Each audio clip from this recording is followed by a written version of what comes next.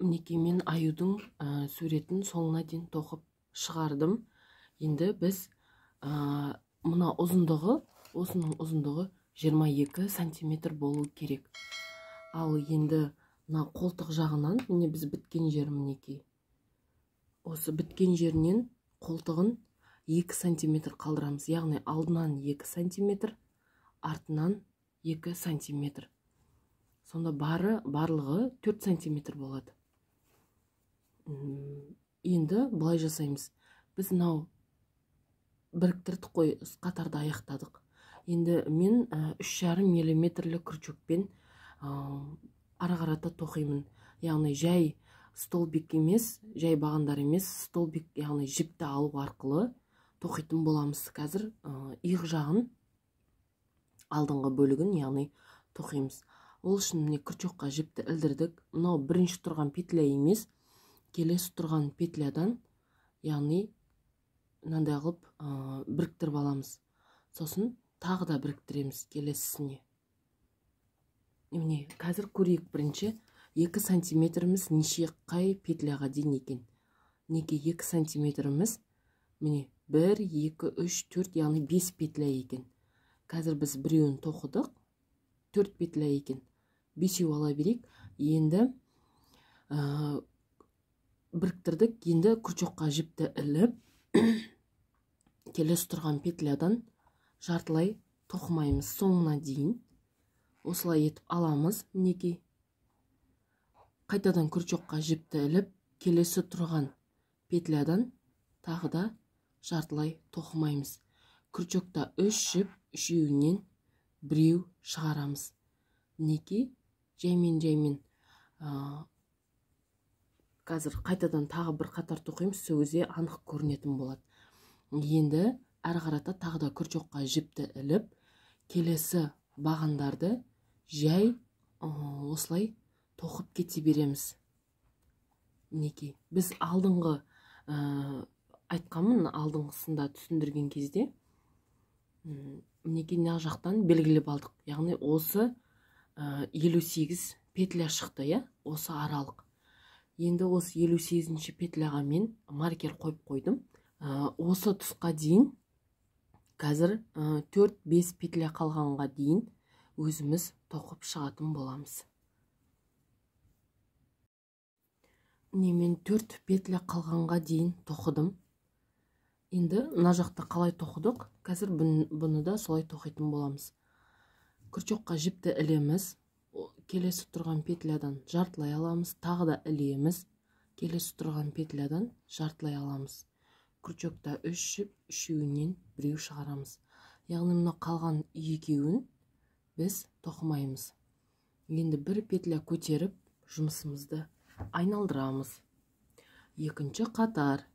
Енді екінші қатарда күрчекқа жіпті ілеміз. Осы бірінші тұрған петлядан емес, келесі тұрған, бірінші тұрған петлядан аламыз, жартылай аламыз, тағы да келесі тұрған петлядан жартылай аламыз. Міне үшеуінен біреу шығарамыз. Тағы да қысқарттық, байқасаңыздар.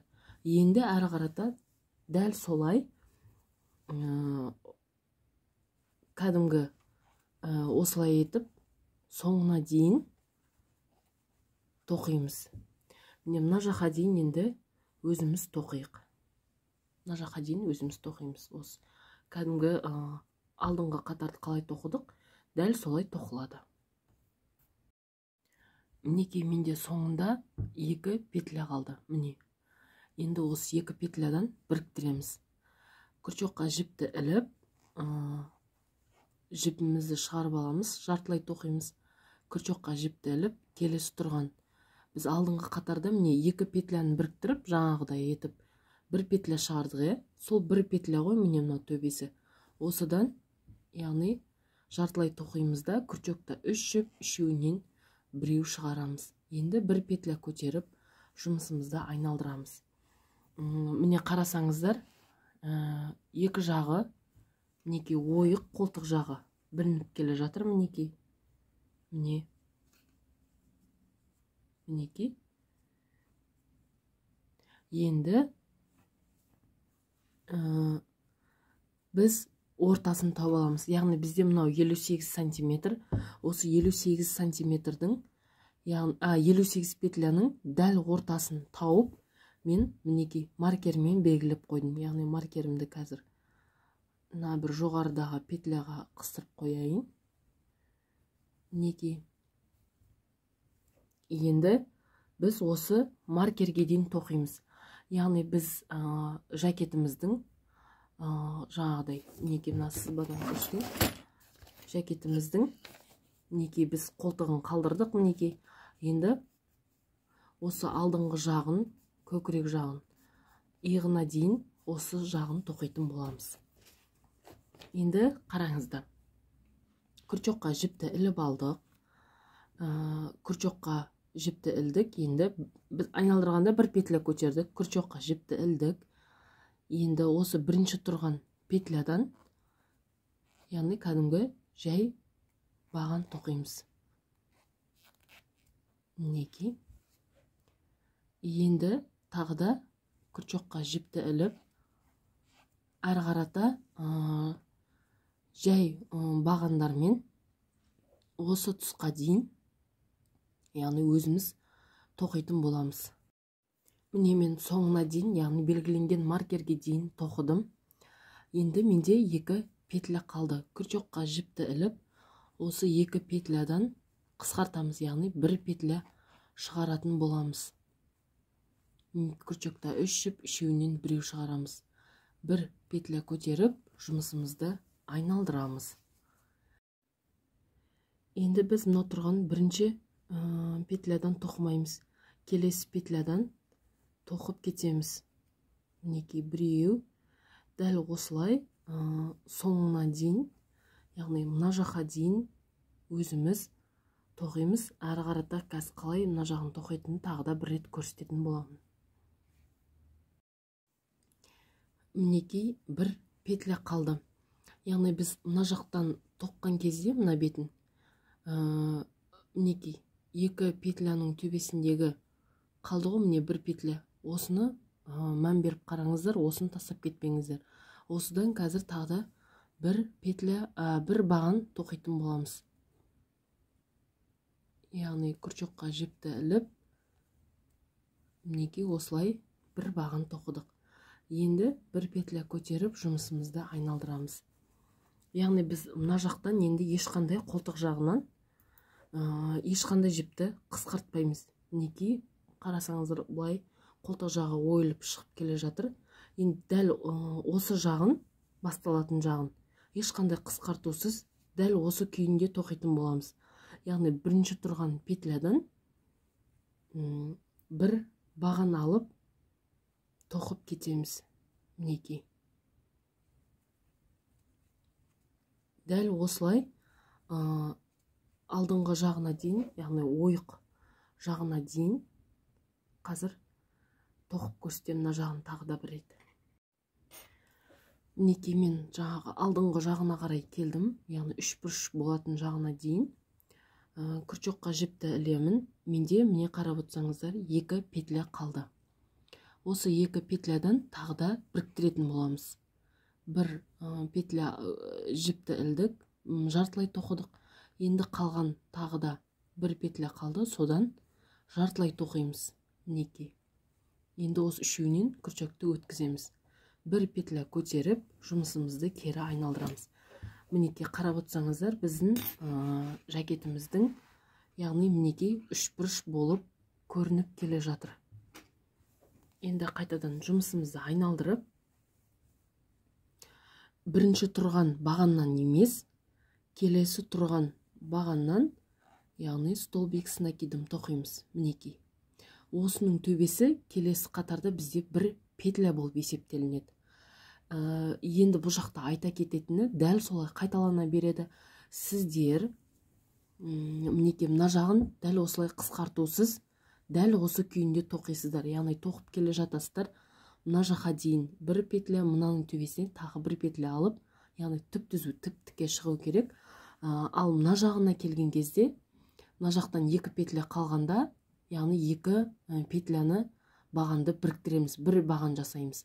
Бір петля көтеріп айналдырып, бірінші тұрған мінеки мынаяқтағы бірінші тұрған мынау бағаннан емес, келесі бағаннан тоқып кетеміз. Дәл солай 6 сантиметр болғанға шейін, қазір мен өлшеп көрейін, менде қанша болып жатыр. Мінекей. Менде 10 сантиметр екен. Енді біз осыны 6 сантиметр болғанға шейін дәл осылай мына жағынан бастап жаңағыдай қысқарта береміз. 6 сантиметр болған кезде әрі қарата қалай болатын тағы да көрсететін боламын. Мінекей мен 6 сантиметр болғанға дейін тоқыдым. Мына жағын қысқарттым, мына жағын қысқартқан жоқпын. Дәл солай тағы да басы бір петля көтеремізде бірінші тұрған петлядан, яғни столбик снакидым тоқимыз. Дәл солай алдына дейін қазір тоқиық, мына жерге дейін. Мына жаққа дейін тоқиық. Қазір тағы да қалай болатындығын көрсететін боламын. Мінекей мен соңғы жағына 2 петля қалғанға дейін тоқыдым. Енді біз алдыңғы қатарларды қысқартып отырдық. Енді бұл жолы қысқартпаймыз. Яғни 2 петляның әрқайсынан бір бағаннан алатын боламыз. Мінекей. Міне. Енді осындай ешқандай қысқартусыз дәл осылай өзіміз тоқып кете береміз. Бір петля көтеріп, яғни бірінші тұрған бағаннан столбик снакидым алып, әрі қарата дәл солай қайталанып тоқыла береді. Енді өлшеп көрейік. Біздің жакетіміздің, яғни осы көкірек тұсынан иығына дейінгі аралық шығу керек. Яғни қойып алайық мына жаққа сантиметрімізді. Шығу керек бізде 16 сантиметр. Енді қараймыз. Бізде 13 сантиметр шығып тұр. Енді 16 сантиметр, яғни 3 сантиметр. Тағы да 3 сантиметр болғанға дейін дәл осылай ешқандай қысқартусыз осылай тоқимыз. Яғни дәл менікіндей 4 жасқа тоқитын болсаңыздар, жоғарыдағы петля санын санайық. 1, 2, 3, 4, 5, 6, 7, 8, 9, 10, 11, 12. Яғни 12 петляға дейін қысқартып келеміз көкірек жағын, мына тұсын. Дәл осылай өзіміз тоқиық 16 сантиметрге дейін. Мінекей мен осы аралық, яғни биіктігі 16 сантиметр шықты. Мінекей. Міне 16 сантиметр шықты биіктігі. Мына жағы 6 сантиметр болды. Енді ары қарата мына жағы да дәл солай тоқылады. Қазір оның тоқылу жолын тағы да бір көрсетіп кетейін. Дәл осы мынаны қалай тоқыдық, бұл да солай тоқылатын болады. Қазір анық тағы да көрсетіп кетемін. Міне енді екінші алдыңғы бөлігін тоқуды бастаймыз. Мен жіпті белгіленген маркердің бер жағындағы петлядан жіпті кіргізіп, байлап, мықтап алдым. Және де 2 петля көтереміз. Яғни 2 петля көтереміз. 1, 2. Енді келесі тұрған бағаннан әрі қарата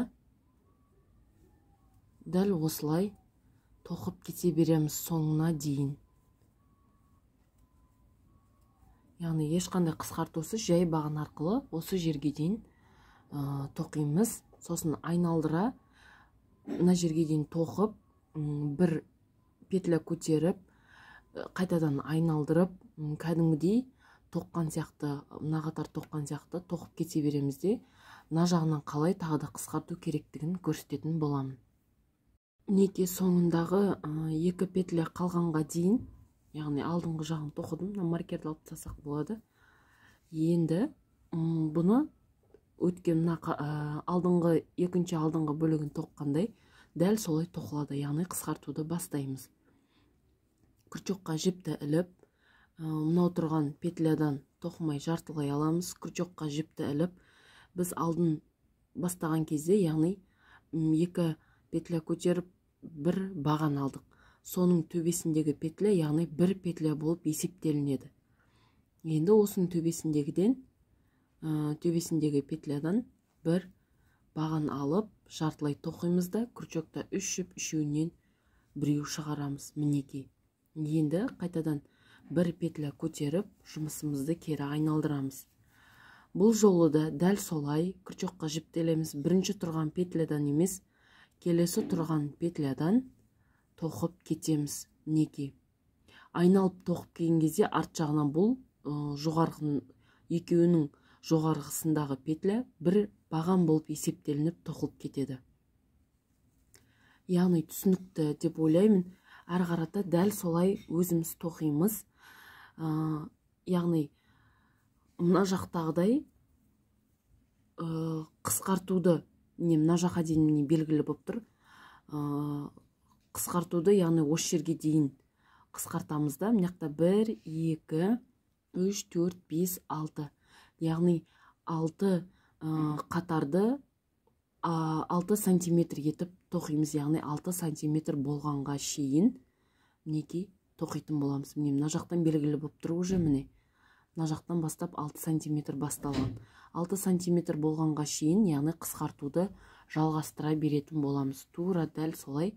Мына жағыда да 6 сантиметр болғанға шейін алдыңғы бөлігін, яғни осы алдыңғы тұсын қысқартамыз. Мына жағы сол күйі тоқылатын болады.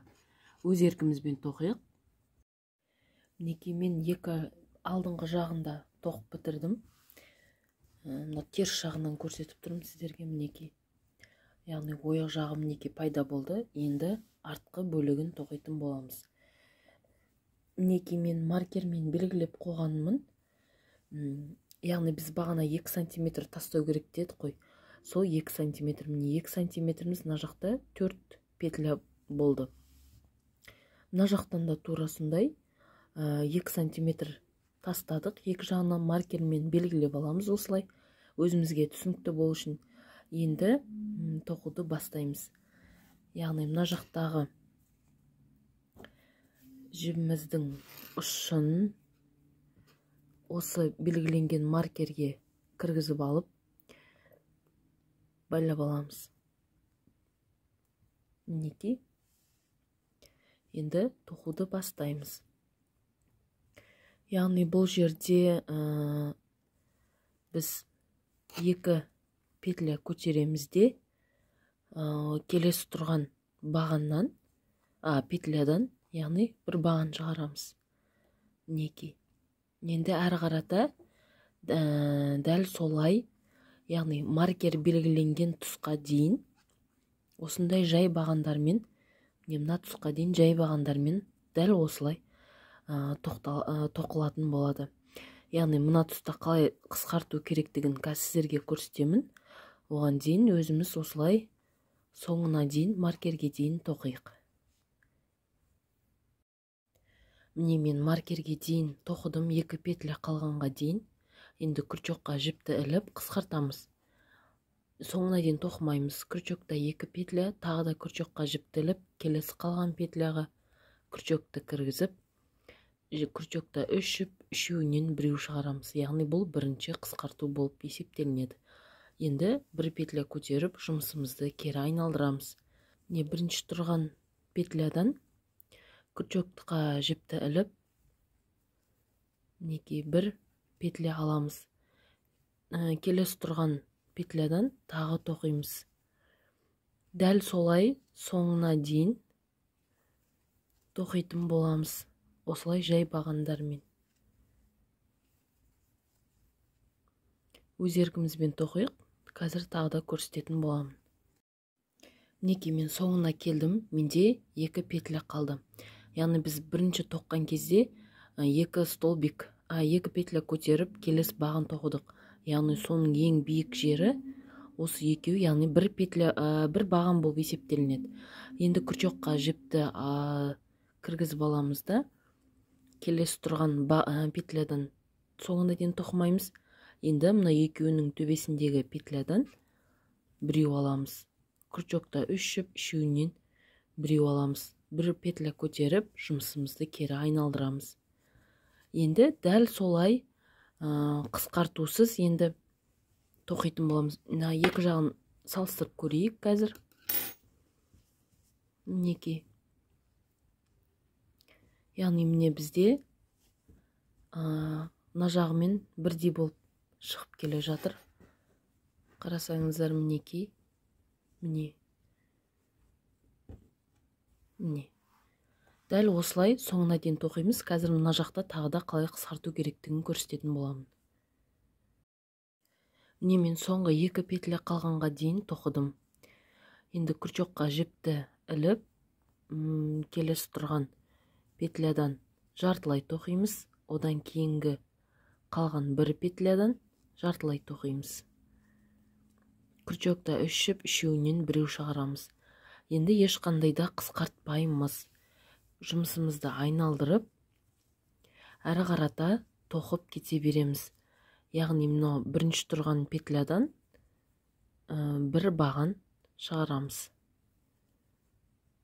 Келесі тұрғаннан тағы бір баған. Дәл осылай ешқандай қысқартусыз, дәл осылай мынаның төбесінен бір баған. Мінекей, мына жақта бір баған болады. Дәл осылай ешқандай қысқартусыз соңына дейін тоқимыз. Яғни біз алдыңғы қатарды есептейміз. Алдында бізде тоқылған мынау 16 қатар болды. Мына жақтан бастап санағанда төбесіне дейін 16 қатар. Демек, артқы бөлігіде 16 қатар дәл осылай айналдыра тоқитын боламыз. Сосын қалай қосу керектігін көрсететін боламын. Мінекей қыздар, мен екінші жағында тоқып бітірдім. Мінекей екінші жағын қостым. Қараңыздар, қандай білінбейді, жаман көрініп тұрған жоқ. Мінекей. Енді осыны қалай тоқитындығын көрсететін боламын. Ол үшін осы тоқып жатқан жұмысымызды теріс айналдырамыз. Теріс айналдырып, иненің көмегімен, тоқыма иненің көмегімен, болмаса үлкен көрпе тігетін инемен тіксеңіздер де болады. Мінекей жұмыс аяқталғаннан кейін бір петля көтеріп жұмысымызды, яғни түйін түйеміз. Осын енді қазір жіпті кішкене ұзындау етіп алып, қиямыз. Қазір тігетін боламыз. Енді қараңыздар. Яғни осы иненің көмегімен қазір тігеміз. Инеге өткіздік. Енді осы жерде қараңыздар. Міне бізде мына жағында екі өрім тұр, мінекей. Міне көрініп тұрма сіздерге, мінекей. Осы өрімнің біз мына жағынан аламыз. Яғни мына екі өрілгеннің мына арт жағындағы петлядан аламыз, жарты петлядан. Ал мына жақтағы өрілгеннің ар жағындағысынан алып, қазір бір-біріне біріктіретін боламыз. Ал бас жағындағысын, яғни екеуін бірге аламыз осылай. Бірінші басталған жерін. Енді мінекей. Мына петлядан жартысынан, сосын арғы беттің мінекей жарты петлясынан осылай алып қостық бір-біріне. Енді мынадан аламыз. Біз жаңа мынаны алдық, енді мынадан аламыз. Ар жағындағы петляның жартысынан аламыз. Мінекей. Енді тағы да ар жағындағысынан, ал ар жақтағы петляның арт жағындағысынан аламыз. Дәл осылай жарты петляны бір-біріне қосу арқылы, яғни иық жағын бір-біріне біріктіреміз. Мінекей, қараңыздар. Соңғысындағы петляның екеуінен бірге аламыз. Мінекей, ар жағындағысының петлядан да екеуін бірге алатын боламыз. Мінекей. Жібімізді тартамыз, суырып тастасақ та болады.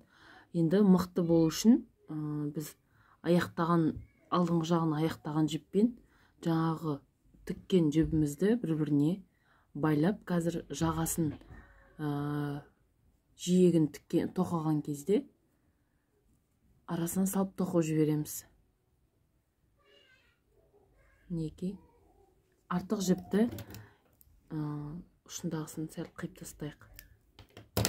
Ал енді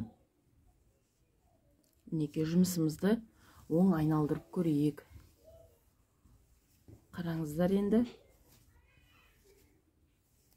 Мінекей білінбейді, қосқан жеріміз көрдіңіздер ма? Не?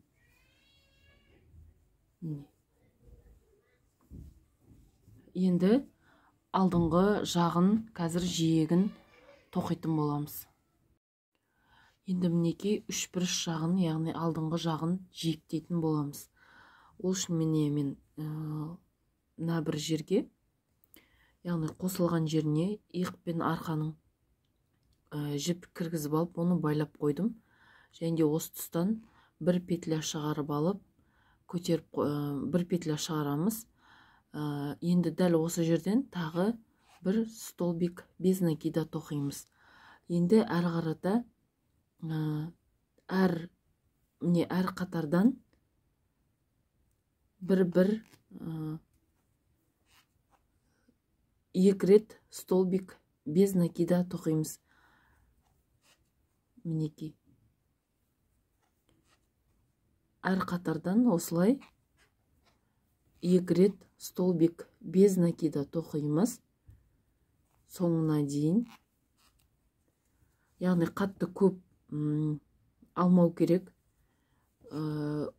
Бос болып қалады. Сол үшін әр қатардан екеу алған дұрыс. Яғни осылай тоқу арқылы соңына дейін өзіміз тоқып шығайық. Осылай жай бағандармен. Міне мына жағын бір рет көрсетейін. Яғни үш бұрыштың ұшы мінекей. Осы тұс. Осы жерден қазір бұлай жасаймыз.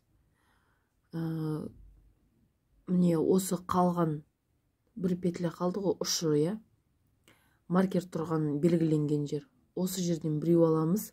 Сосын ар жағындағы петлядан тағы біреу алып, үшеуінен біреу шығарамыз.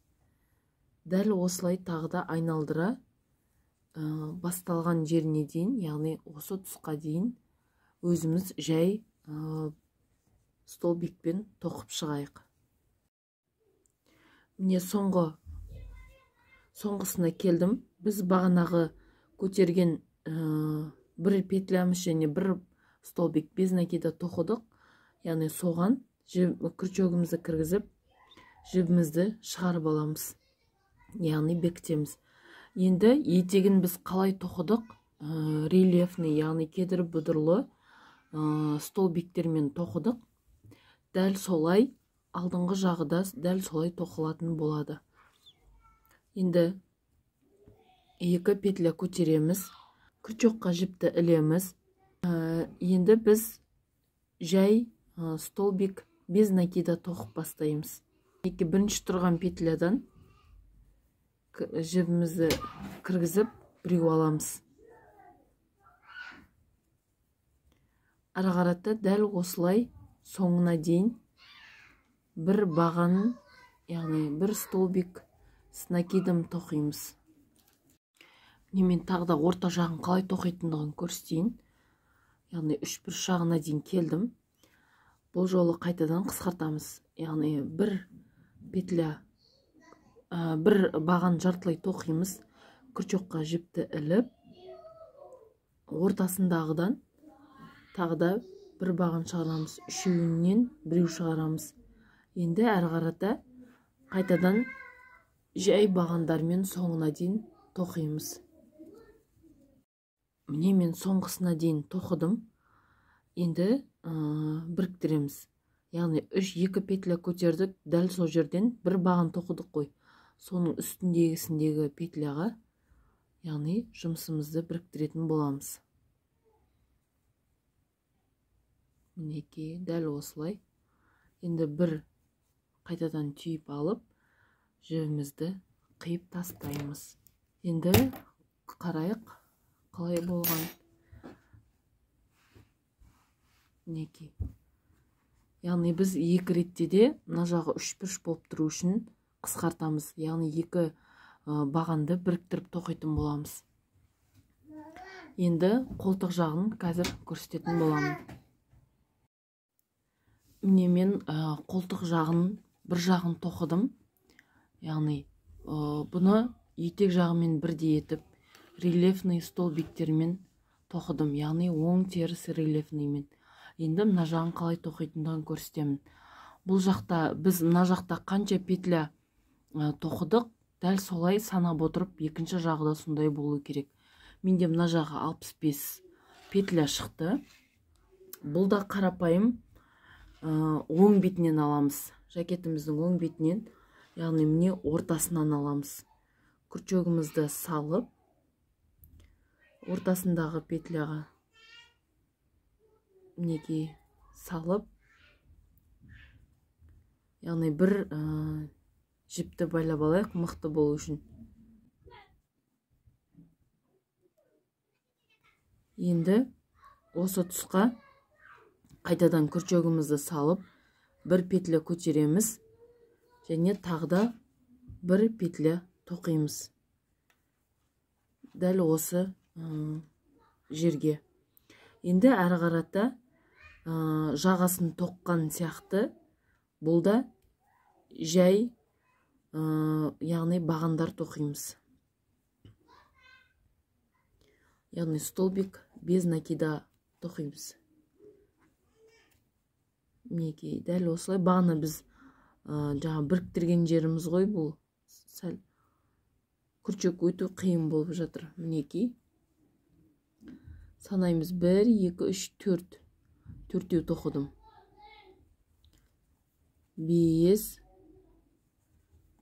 6, 7, 8. Яғни дәл солай 65. Сіздерде басқаша болуы мүмкін. Яғни екі жағы да бірдей болу керек. Санап отырып тоққан дұрыс, бірдей болады. Мен енді 65 петля тоқитын боламын осы жерге дейін. Мінекей мен соңына дейін келіп тоқыдым. Бағанағы бір петля көтерген, бір столбик без накида тоққан петляға, яғни күрчекті кіргізіп, жібімізді шығарып бекітіп аламыз. Екі петля көтереміз. Енді дәл осы жерден тағда бір столбик с накидом тоқимыз. Енді әрі қарата дәл солай әр бағаннан, әр петлядан бір баған тоқимыз. Міне осы жерге дейін өзіміз тоқимыз. Міне мен соңына дейін тоқып келдім. Мына жақтағы 3 петля көтердік. Сол үшінші петляға, яғни жұмысымызды біріктіреміз. Мінекей. Енді тағы да 2 петля көтереміз де, мынау тұрған, яғни мына астындағы баған емес, келесі тұрған бағаннан, яғни оң рельефный тоқимыз. 2 оң, келесінен де оң тоқимыз.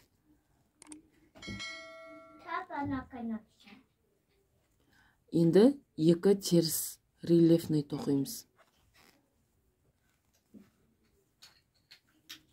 Тағы біреу теріс тоқимыз. Яғни дәл осылай 2 оң, 2 теріс тура етегін манжетін қалай тоқыдық, дәл солай қолының да манжеті дәл солай болады. Өзіміз тоқиық өз бетімізше. Енді қазір 2 оң аламыз, сосын 2 теріс, дәл солай жалғасып кете береді.